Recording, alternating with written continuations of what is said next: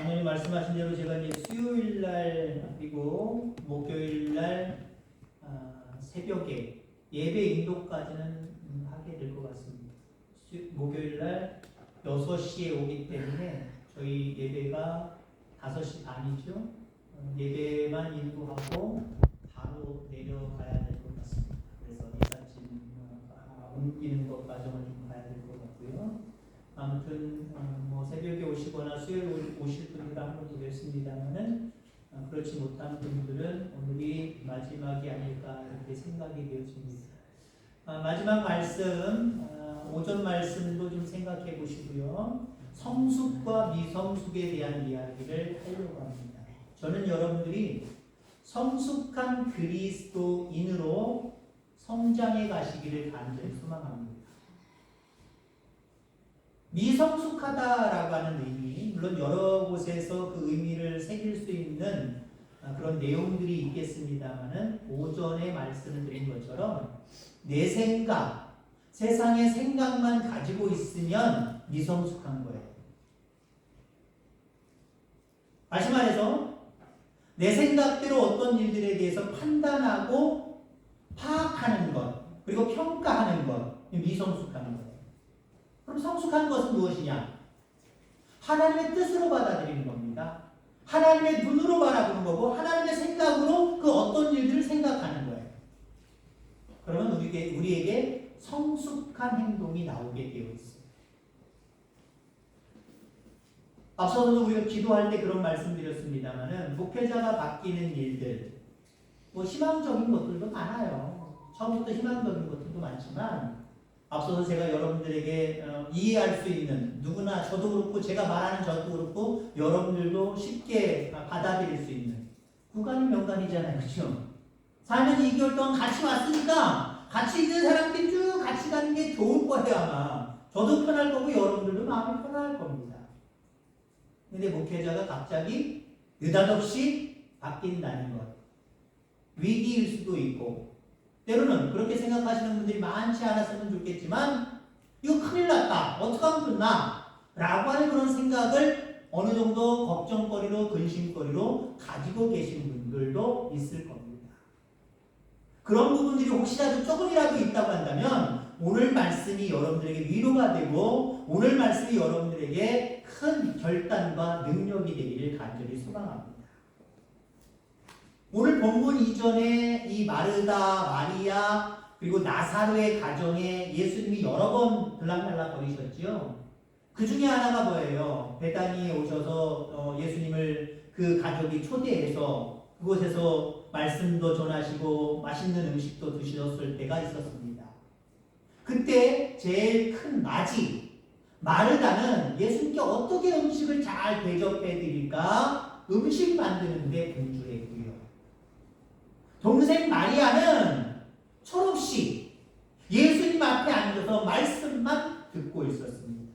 그때 마르다가 얘 좀 야단 좀 쳐서 나 일하는 거 좀 도와주게 해주세요. 그랬단 말이죠. 그때 예수님이 뭐라고 말씀하셨습니까? 마르다야, 마르다야, 내가 많은 일로 염려하고 근심하나 그러나 몇 가지만 하든지 혹 한 가지만이라도 족하니라. 마리아는 이 좋은 것을 택하였으니 빼앗기지 아니하리라. 우리는 이 말씀을 통해서 예수님이 말씀을 가장 귀하게 여기시고 그냥 분주하게 일하는 것, 봉사하는 것 이건 좀 하찮게 여기시나 보다. 그래서 지금 마리아를 책망하시나 보다 라고 이렇게 이야기할 수도 있어요. 물론 우리가 봉사하는 것도 중요하지만 무엇보다도 생명의 말씀을 사모하고 그 말씀을 듣고 읽고 묵상하는 것 더 중요하다라고 볼 수 있어요. 근데 힘써 주를 위해서 일하는 거, 봉사하는 거 안 중요하냐? 아니요, 그것도 역시 중요해요. 마르다를 책망하느냐 그렇지 않느냐의 관점이 아니라 뭐라 그랬어요? 마르다야, 마르다야. 물론 요즘 아이들의 어떤 언어 습관은요 반복해서 자꾸 얘기를 하더라고요. 있잖아. 있잖아 한 번만 하면 되는데 요즘 아이들의 습관은 이걸 2번, 3번 반복을 해요. 그럼 예수님이 마르다를 이야기하실 때 마르다야, 마르다야. 오늘날처럼 예수님이 말하는 습관이 같은 단어를 반복해서 부르셨느냐? 아니에요.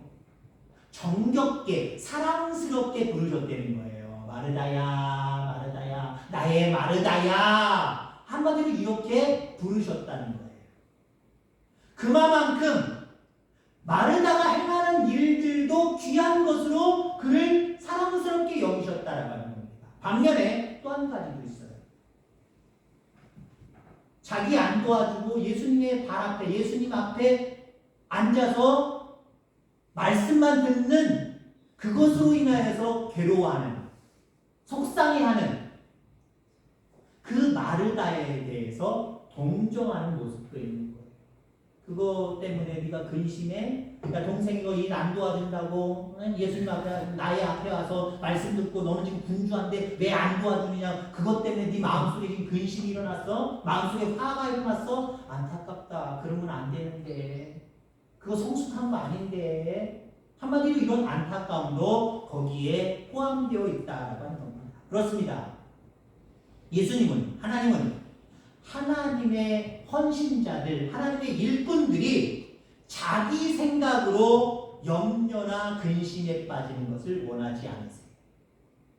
오늘 지금의 내남교의 모습을 바라보고 인간적인 생각으로 근심하고 걱정하고 염려하는 것 하나님이 원하시지 않는다는 거예요. 왜 걱정합니까? 왜 염려합니까? 하나님이 하시는 일들이고 하나님이 더 크게 역사하실 것인데 우리 생각으로만 큰일 났네. 어떻게 하면 좋나. 그렇게 염려하지 말라는, 그렇게 생각하지 말라는 거예요. 오늘 본문에서 우리는 마르다와 마리아의 믿음을 살펴볼 필요가 있습니다. 이 둘의 믿음이 큰 건가요? 작은 건가요? 어쩌면 믿음이 있는 사람이에요. 예수님이 베다니 쪽에 오실 때마다 예수님 우리 집에 오세요. 우리 집에 오세요. 그 초대하는 것도 쉬운 일은 아니에요. 그만큼 예수님을 사랑했고 예수님을 따랐다라고 하는 겁니다. 평상시 그들의 모습은 굉장히 믿음이 좋아 보입니다. 그런데 지금 오늘 본문에 큰 문제가 발생이 있잖아요. 오람이라고 본문을 이야기합니다만 사실은 동생이에요. 남동생이에요. 나사로가 죽었잖아요. 이것보다 큰 일이 어디 있어요? 큰 일을 만나니까 이들이 어떻게 하고 있어요? 본인들 생각대로 생각하고 사람들의 평가에 관심만 가지고 살아가고 있습니다. 자기들 생각하는 대로만 생각하고 거기에 그 생각대로 생각하는 것을 통해서 자기 감정들을 그대로 드러내는 그런 모습들을 바라보게 됩니다.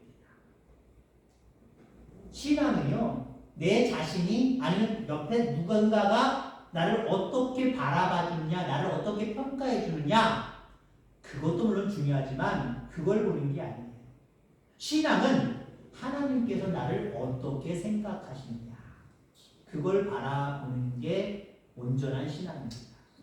이런 모습으로 살아가는 성도가 성숙한 성도임을 기억하기를 주의 이름으로 소망합니다. 어떤 큰 문제에 봉착했을 때 평상시처럼 믿음으로 생각하고 믿음으로 말하고 믿음으로 행동한다면 하나님 얼마나 기뻐하실까요?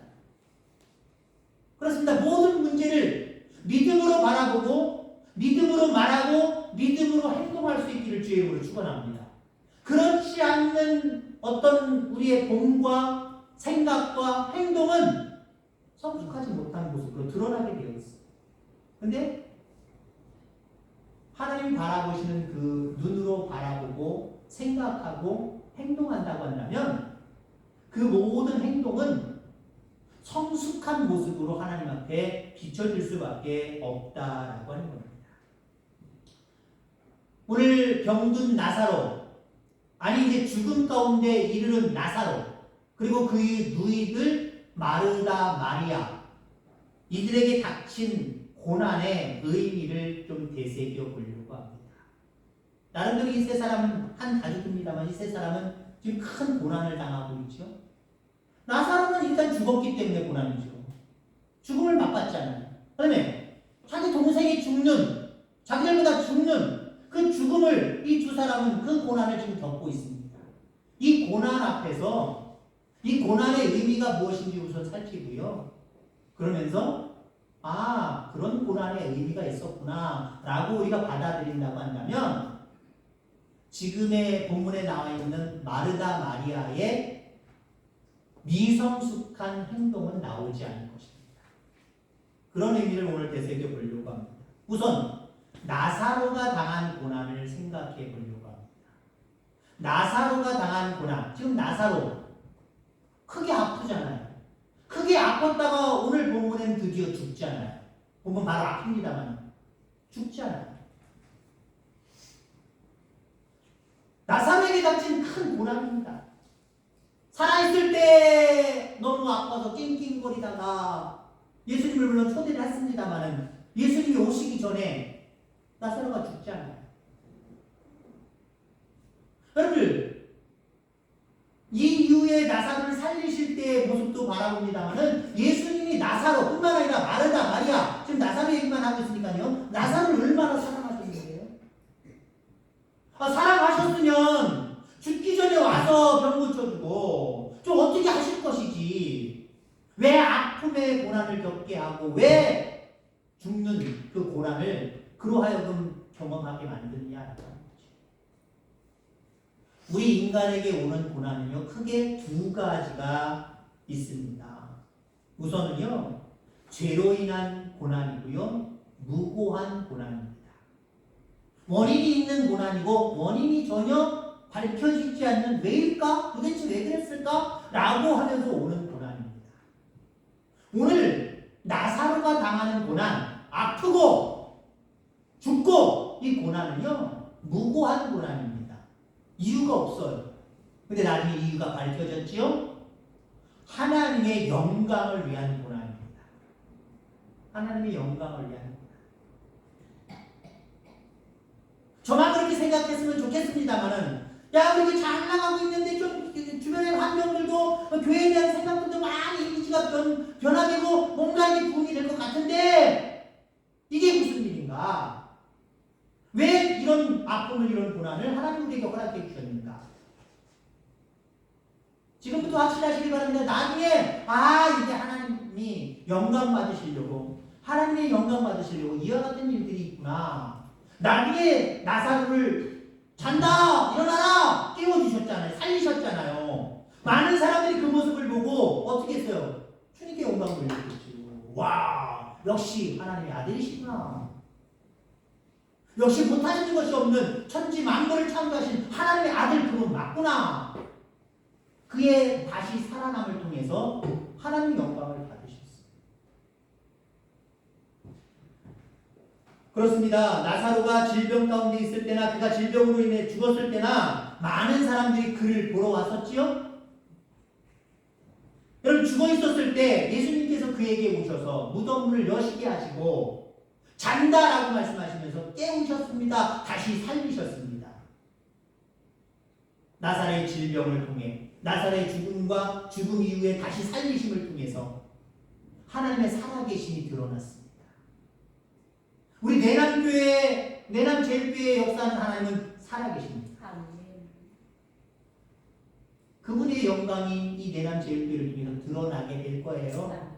그러니까 그 모습을 생각하면 지금의 아쉬움과 지금의 약간의 고난은 여러분 고난으로 생각하지 마시고 하나님의 계획이시구나. 이렇게 성숙한 모습으로 받아들일 수 있게 되기를 주의 이름으로 축원합니다. 자, 그다음에 그의 무리들이 겪는 고난은 어떤 고난이냐? 마르다 마리아 똑같이 고난을 받고 있어요. 이들은 평상시에도 예수님을 초청했지만 나사로가 병들어 죽을 똥 말똥 할 때 예수님을 초대했습니다. 예수님 빨리 오세요. 우리 남편이 죽어가요. 죽기 전에 빨리 오셔서 고쳐주세요. 라고 이렇게 간청을 합니다. 그리고 예수님이 오시면 깨끗하게 나을 거라고 확신을 했어요. 근데 예수님이 오시기 전에 죽지 않아요. 예수님 오시기 전에 죽지 않아요. 두 자매는 신앙적으로 커다란 시험대에 올랐을 거예요. 이 예수님을 반갑게 맞이해서 그 말씀을 또 계속해서 청종할 건지 말 건지. 그렇게 우리가 대접하고 그렇게 우리가 초대하고 같이 이걸 숙소로 사용하기까지 했는데 예수님이 그럴 수가 있어? 다시는 예수님 안 볼 거야 라고 하는 그런 모습으로 갈 건지, 아니면 예전처럼 그냥 아무 일도 없었던 것처럼 예수님 어서 오세요, 드세요, 말씀해 주세요 이런 모습으로 평상시처럼 대할 건지 이들은 결정해야겠습니다. 아주 무서운 시험대 위에 이 두 자매가 올려져 있는 그런 모습들을 바라보게 됩니다. 그만큼 이제는 어떻게 해야 될지를 모르는 상황 가운데 그들이 몰려 있었다라고 하는 거예요. 실질적으로 보세요. 나사로의 죽음 이후 예수님을 만나러 마리아가 먼저 자기 언니보다 먼저 나갔잖아요. 그럴 때 마리아가 예수님께 뭐라고 얘기합니까? 예수님께서 빨리 오셨다면 나사로가 죽지 않았을 것이라고 이야기를 합니다. 이 말은요, 예수님을 향한 믿음의 말이 아니에요. 예수님을 향한 원망의 말이에요. 왜 늦게 오셨어요? 왜 이런 일을 벌이셨어요? 일찍만 오셨으면 깨끗하게 나았을 텐데 예수님 당신 늦으셨어요. 지각하셨어요. 그래서 내 동생이 저렇게 됐어요. 원망의 말을 하고 있다는 거예요. 오늘 이 시간 이후로 우리 내남제일교회 위에 원망의 말들이 사라지길 바랍니다. 원망의 말이 있을 수도 있어요. 왜요? 뭐든지 내 뜻대로 하면 누구 탓? 내 탓이 아니라 남 탓이잖아요. 저 목사님 잘됐다라고 하는 분이 있을지 모르겠지만 와, 목사님 다시 된 거 누구야? 누구 때문에 라고 이야기할 거예요. 원망하지 마시기 바랍니다. 때로 하나님 원망할 수도 있어요. 하나님 왜 목사님 와서 계속 있으면 좋을 텐데 왜 보내셨어요? 우리 안 사랑하시죠? 원망하는 모습으로 하나님 앞에 하나님 때문이라고 이야기하실 분도 있고, 나 때문이라고 물론 겸손하게 받아들이시는 분도 있겠지만 대부분 우리 인간은 어때요? 나보다는 남 탓을 많이 하잖아요. 남 핑계를 많이 대잖아요. 남을 원망하잖아요. 하나님 그거 싫어하세요. 마리아는 예수님 원망하고 있어요. 당신이 좀 일찍 왔으면, 일찍 좀 서둘렀으면 되는데 일찍 안 서둘렀다는 거예요. 당신 늦게 와서 이제 죽었다는 거예요. 반면에 여러분들, 마르다는 어떻습니까? 예수님의 능력을 믿으면서도 예수님께서 죽은 나사로를 살리실 것이라고 하는 것을 믿을 수가 없었어요. 자, 오늘 본문의 25절에 나는 부활이요 생명이니 나를 믿는 자는 죽어도 살겠고 무릇 살아서 나를 믿는 자는 영원히 죽지 아니하리니 이것을 내가 믿느냐. 믿긴 믿었어요. 마르다는 믿었어요. 근데 언제 걸 믿었어요? 하지만 하나님 나라에서 그렇게 될 걸 믿었어요. 근데 지금 이 세상에서 죽은 내 동생은 다시 살 길이 없다는 거예요. 이미 죽었기 때문에. 그러니까 살아있을 때 오셨어야 되는데 살아있을 때 안 하고 이미 죽었기 때문에 지금은 죽은 게 끝이라는 거예요. 더 이상 소망이 없다는 거예요. 나중에 하나님의 나라에 이제 들림받을 때 그때서나 부활이 있다는 거예요. 다시 살아나는 게 있다는 거예요. 지금은 없다는 거예요. 지금도 하나님은 역사하십니다. 우리 내남제일교회 위에 하나님은 지금도 역사하세요. 하나님의 역사하심이 단절된 게 아니에요. 끝난 게 아니에요. 더 기대할 수 있는 저와 여러분들 다 되기를 주의 이름으로 축원합니다. 그리고 보세요, 마르다 어떤 행동을 하는지. 야, 돌을 좀 옮겨라. 나사로가 있는 무덤으로 되어 있잖아요. 예수님 부활 그 사건을 여러분들 알듯이 무덤으로 되어 있단 말이에요. 돌을 굴려놨단 말이에요. 예수님께서 마르다에게 이 돌을 굴려놔라. 굴려놓으라고 얘기를 합니다. 여러분, 그때 마르다가 뭐라고 이야기합니까? 오늘 본문은 아니지만 39절 보세요. 그 죽은 자의 누이 마르다가 이르되 주여 죽은 지가 나흘이 되었으니 벌써 냄새가 나나이다. 문을 열으라고요? 난 못해요. 이제 막 죽었어도 나는 못하는데 죽어서 3일이나 지나서 냄새 칼칼 나고 있는데 이 문 열어서 뭐 하려고요? 지금 딴지 거는 거예요. 예수님에게 딴지 거는 거예요. 예수님 예수님의 행동에 제재를 거하는 거예요. 그럴 필요 없어요. 예수님 수고할 필요 없어요. 문 열으면 뭐 할 거예요? 이미 죽은 지 3일이나 지났는데 문 열으면 뭐 할 거예요? 쓸데없는 행동하지 마세요. 필요 없어요. 한마디로 예수님을 못 믿겠다는 거고요. 예수님이 하시는 일들에 대해서 발목 잡고 있는 거예요. 못하시게 만들어버리는 거예요. 여러분, 우리가 미성숙한 모습으로 생각하고 행동하면은요, 살아계신 그 하나님이 안 움직이세요. 못 움직인다는 표현은 어울리지 않을 것 같아요. 안 움직이세요. 왜요? 우리가 그런 미성숙한 모습을 보이기 때문에. 하나님 계획을 가지시고 이러한 모든 계획들을 수립하셨고 지금 실행하시는 중입니다. 그럼 그 하나님이 마음대로 하실 수 있도록 우리가 성숙한 자세를 가지고 그 하나님의 명령에 순종할 수 있어야 돼요. 마르다는 예수님의 이 돌을 문을 굴려라 열어라 라고 할 때 네 하고 순종했어야 됐어요. 물론 그렇지 않았음에도 불구하고 예수님은 역사하셔서 귀한 기적의 역사를 허락해 주셨지만 어쩌면 그것 때문에 예수님이 발길을 돌리셨다고 생각해 보세요. 성경에 이렇게 나와 있는 마르다 마리아 이야기, 나사로 이야기가 없어졌을 거예요. 물론 때로는 하나님은 우리의 생각과 관계없이 행하시고 일하시기도 합니다만은 인격적인 하나님이기 때문에 우리가 어떠한 자세를 가지고 살아가느냐에 따라서 행하시기도 하고 행하지 아니하시기도 해요. 다른 말로 표현하면 내가 성숙한 모습을 가지고 있느냐 미성숙한 모습을 가지고 있느냐에 따라서 행동하시기도 하고 행동 안 하시기도 해요. 하나님의 귀한 계획은요, 우리의 미성숙한 태도를 가지고는 하나님을 움직일 수가 없어요. 하나님은 우리의 성숙한 그 모습을 바라보시며 우리에게 귀한 일들을 빠르게 실행해 가실 거예요. 그 사실을 확신하고 믿는 저와 여러분들 다 되어지기를 주의 이름으로 축원합니다.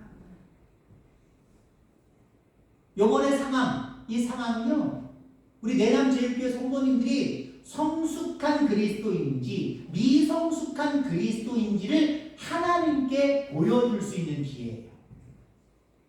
그리고 저는 하나님은 아니지만 저도 여기를 사랑하기 때문에 관심 갖고 귀를 기울일 거예요. 저 여기 아는 분들 많아요.